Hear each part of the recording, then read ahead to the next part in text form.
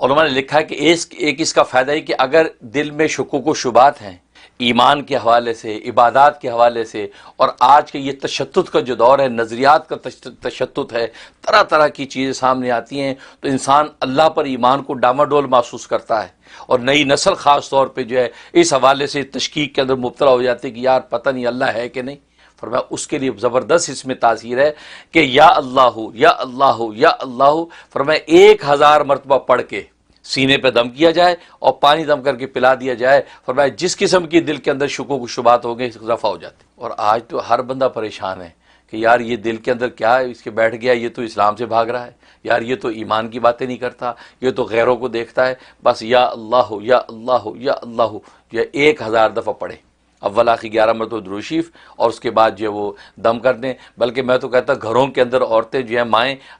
پورے گھرانے کو، بچوں کو، بڑوں کو، سب کو پلایا کرے دم کر کے، انشاءاللہ ان کا دل جو خدا کے ساتھ ہی جڑا رہے گا اور اللہ سے ہٹے گا نہیں۔ یہ 41 ڈیز، 41 دن کریں، انشاءاللہ تبدیلی آ جائے گی۔ اور دوسرا فائدہ اس کا یہ کہ اگر کسی کا کام اٹکا ہوا ہے، بڑا مشکل کام ہے، ہو نہیں پا رہا، اور زور لگا لیا، ساری کوشش کر لی، کام نہیں ہو رہا، تو جمعے کی نماز سے پہلے خلوت میں بیٹھ کے صرف 200 مرتبہ پکارنا ہے، اللہ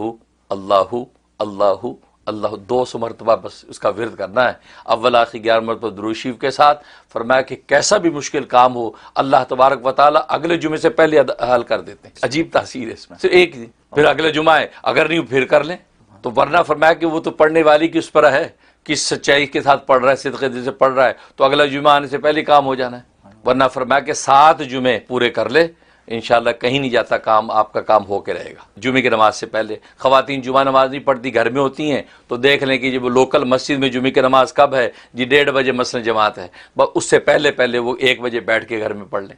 12:30 بجے، تو اس سے پہلے پڑھ لیں خلوت میں بیٹھ کے یکسوئی کے ساتھ، انشاءاللہ بہت زبردست عمل ہے۔ اور تیسرا فائدہ یہ کہ اگر کوئی ایسا لا علاج مریض کہ اطباء نے جواب دے دیا کہ بس یہ نہیں ٹھیک ہو سکتا، اور آج یہ کرونا وائرس کے حوالے سے یہ آفت کیسے سر پہ سوار ہے کہ ڈاکٹر بھی جواب ہاتھ پیر چھوڑ دیتے، کہتے بھائی بس لے جاؤ اس کو، کہ نہیں یار داخل کرو اسپتال میں، تو ڈاکٹر کہتے بھائی جنازے ہی لے کے جاؤ گے، پھر تم گھر لے جاؤ، گھر میں مر گیا تو اپنے طریقے سے دفنا دینا، یہاں سے جائے گا تو پھر ہم تو اپنے طریقے سے پھر آپ کے حوالے بھی نہیں کریں گے۔ یہ ڈاکٹر کہہ رہے ہیں یہاں پہ، کتنی خطرناک بات ہے۔ یعنی ایک مومن کے لیے سب سے خطرناک بات تو یہ ہے کہ حوالے نہیں ہوگا، اور جنازہ جس شان و شوکت کے ساتھ کرنا چاہیے تھا وہ نہیں ہو پائے گا، غسل نہیں دے پائیں گے، یہ ساری ریسٹرکشن لگ جاتی ہیں۔ ایسا مریض اگر گھر میں ہو گیا، اس کو افیکٹ ہو گیا، اور عام طور پہ تو یہاں ڈاکٹرز اب یہی کہہ رہے ہیں کہ بھئی دیکھو جب تک کہ سانس نہیں اکھڑنے لگا نا، اس وقت تک تو ہم داخل ہی نہیں کرتے، آپ لے جاؤ، ابھی تو صرف بخار آیا ہوا ہے، جسم ٹوٹ رہا ہے۔ تو اس موقع پہ اس سے اچھا عمل کوئی نہیں ہے،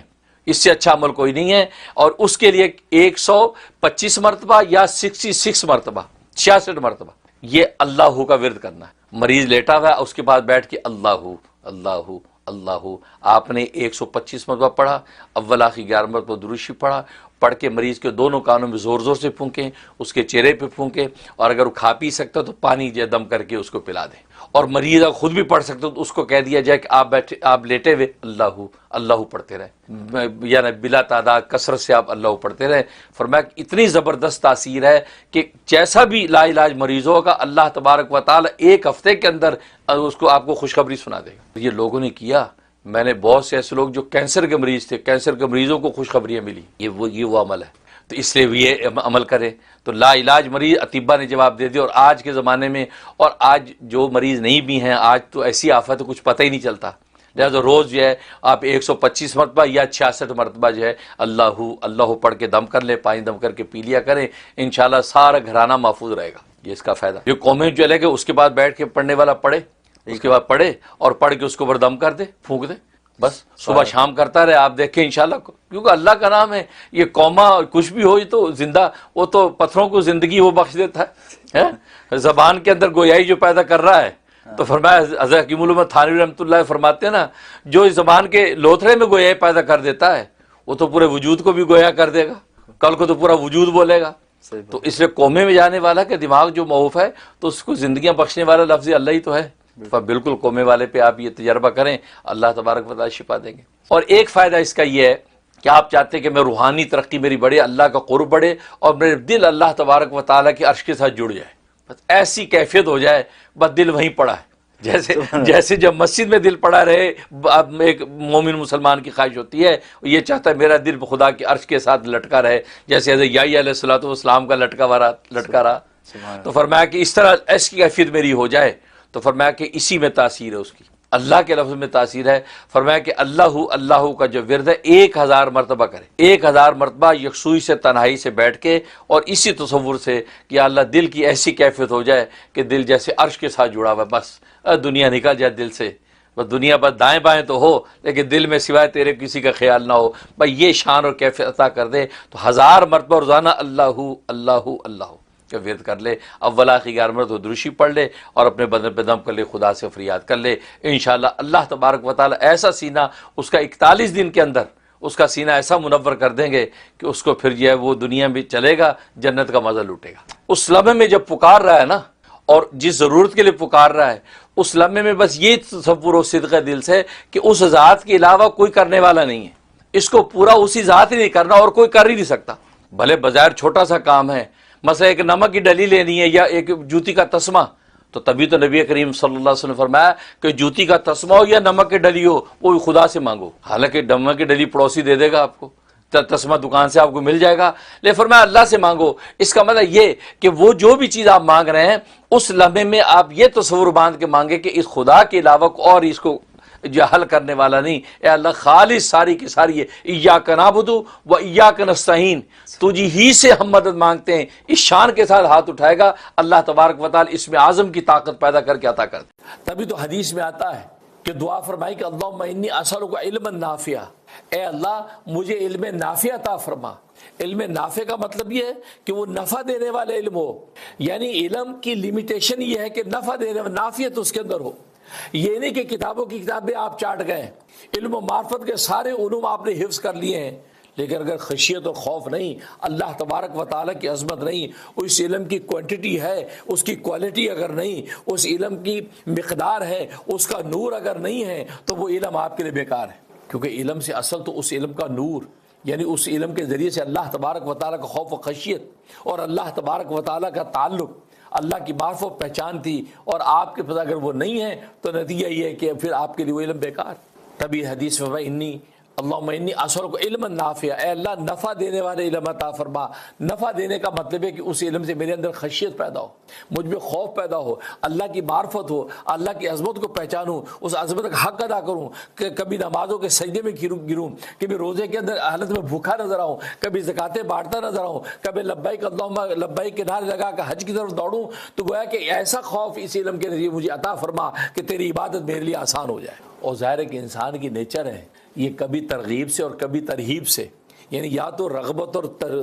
جب وہ ترغیب سے یہ کسی چیز کو کرنا اس کے لیے آسان ہو جاتا ہے، اور کبھی ترہیب سے کہ اس کو اگر ڈانٹا، جیسے بچہ ہے، بچوں کو ماں کبھی اس کو جو ہے وہ ٹافی دینا، کینڈی کھلانا، اس کے جو چھوٹے چھوٹے گھونسلے کر کے اس کو راضی کر کے دودھ پلاتی ہے یا مطلوبہ دوائی کھلاتی ہے. لیکن اگر نہیں مانتا تو پھر ترہیب، یعنی ایک چانٹا بھی لگاتی ہے، کان بھی مروڑتی ہے، پھر کھلاتی ہے. تو گویا کہ ترہیب سے یعنی مٹھائی سے یا پٹائی سے، یہ انسان کی نیچر ہے، یا تو مٹھائی سے مانتا ہے یا پٹائی سے مانتا ہے. تو اللہ تبارک و تعالیٰ کی جب عظمت انسان کو حاصل ہوتی ہے، خشیت حاصل ہوتی ہے، اور خشیت کسے کہتے ہیں؟ خشیت نیرا خوف نہیں ہے کہ ایسا خوف طاری ہو گیا کہ اللہ سے آپ کو وحشت ہونے لگے، نہیں. خشیت کا مطلب ہے کہ اس خوف کے اندر ایک اللہ سے محبت بھی شامل ہے. جیسے انسان کو ابا کا خوف ہے، ابا کے خوف کے اندر وحشت نہیں ہے، ابا کے خوف میں ابا سے خاص محبت بھی ہے. اور وہ جو خوف بھی اسی نتیجے میں ہے کہ ابا ناراض نہ ہو جائے، یار ابا کی ڈانٹ نہ پڑ جائے، یار ابا کی برے نہ مان جائے. یا اسی طریقے سے آپ اپنے محبوب سے محبوب کو راضی رکھتے ہیں، اس محبوب کا خوف جو آپ کے اوپر خشیت، کیا مطلب کہ یار محبوب ناراض نہ ہو جائے، یار محبوب کو یہ ادا بری نہ لگ جائے. تو گویا کہ وہ خوف بھی محبت کی وجہ سے ہے، اس کو خشیت کہتے ہیں. کیونکہ نیرا خوف مایوسی پیدا کرتا ہے. اگر نیرا خوف آپ کے اندر پیدا ہو گیا تو اس سے مایوسی پیدا ہونے کا اندیشہ ہے کہ انسان اللہ سے وحشت کھانے لگے. یہ اللہ تبارک و تعالیٰ کو گوارا نہیں. اور اللہ خود قرآن فرماتے ہیں کہ اللہ کی ذات سے مایوس صرف کافر ہو سکتا ہے. مومن کامل جو ہے، مومن مسلمان اللہ سے مایوس نہیں ہوتا، وہ اللہ تبارک و تعالیٰ کی رحمت کو دیکھ کے مانگتا ہے، آگے بڑھتا ہے. اس لیے خشیت تو علم سے مطلوب خشیت تھی، اور جب خشیت حاصل ہوئی تو تھوڑے سے علم نے انسان کو نفع پہنچا دیا. چاچا لکھا ہے حضرت عمر فاروق رضی اللہ تعالیٰ کے زمانے میں، حضرت عمر فاروق رضی اللہ تعالیٰ کے زمانے میں آپ ظاہر ہے کہ راتوں کو گلیوں میں گشت کیا کرتے تھے، تو ایک ماں اور بیٹی کا مکالمہ ہو رہا ہے، حضرت عمر فاروق رضی اللہ تعالیٰ عنہ دروازے سے سن رہے ہیں، مکالمہ یہ ہو رہا ہے کہ ماں کہہ رہی کہ بیٹا یہ دودھ میں تھوڑا سا پانی ملا لو، دودھ میں پانی ملا دو، اس لیے کہ اس کے بغیر پورا نہیں پڑے گا، پانی ملا لو کہ مقدار بڑھ جائے گی، زیادہ بکے گا۔ بیٹی کہتی اماں دودھ میں پانی ملانا امیر المومنین نے منع کیا ہے، امیر المومنین فاروق اعظم رضی اللہ تعالیٰ نے منع کیا ہے کہ دودھ میں پانی نہیں ملانا۔ تو ماں کہتی کہ بیٹا وہ تو اپنے محل میں سو رہا ہوگا، اس کو کیا پتا، تم ملا لو بس چپ کر کے، اس کو کیا خبر، کیونکہ ظاہر ہے ہمارے گھر کا پورا نہیں پڑتا، ملاؤ۔ تو بیٹی نے کیا کہا، بیٹی نے کہا اے اماں امیر المومنین تو سو رہا ہے لیکن اس کا رب تو جاگ رہا ہے، اس کا رب تو جاگ رہا ہے، وہ ہمیں دیکھ رہا ہے، اس کو کیا جواب دیں گے۔ عمر فاروق رضی اللہ تعالیٰ یہ مکالمہ سن رہے ہیں، اس گھر کے اوپر نشان لگا لیا اور چلے گئے۔ صبح دن میں اس گھر کا پتہ کروایا، اور پتہ کروایا کہ بچی شادی شدہ تو نہیں ہے، کہیں اس کی منگنی تو نہیں ہے، کہا کہ نہیں، اپنے بیٹے کے لیے اس کا رشتہ مانگ لی۔ اور یہی وہی بابرکت بیٹی ہے کہ اس کی نسلوں میں سے پھر حضرت عمر بن عبدالعزیز پیدا ہوئے ہیں۔ تو دیکھو یہ وہ صفات ہے خشیت کی، جب ماؤں کے اندر پیدا ہوتی ہیں تو پھر اللہ تبارک و تعالیٰ ان کی نسلوں میں عمر بن عبدالعزیز جیسے خلیفہ راشد پیدا کرتے ہیں۔ عمر بن عبدالعزیز جیسا خلیفہ راشد کہ جس کے دور حکومت کے شیر اور بکری اکٹھے پانی پیتے رہے، شیر اور